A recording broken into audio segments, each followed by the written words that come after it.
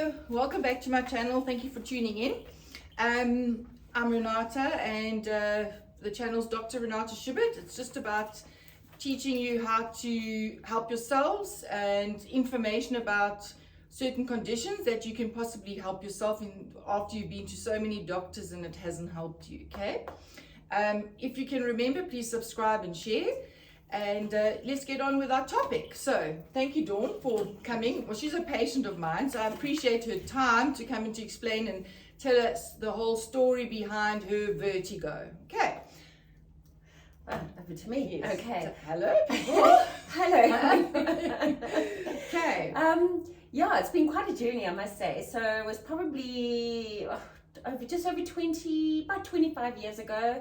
I had a virus that affected my ears. I can't remember the scientific name for it, but otherwise known as instant hearing loss. Anyway. Instant hearing loss. Yeah.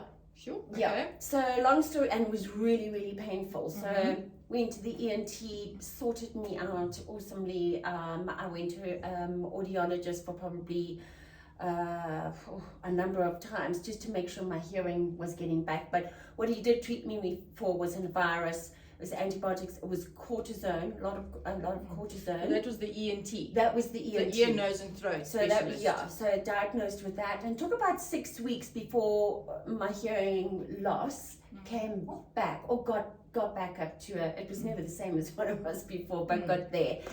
And then, oh gosh, everything was fine for years. And about 5 years ago, I started suffering massively with vertigo, where it was really debilitating.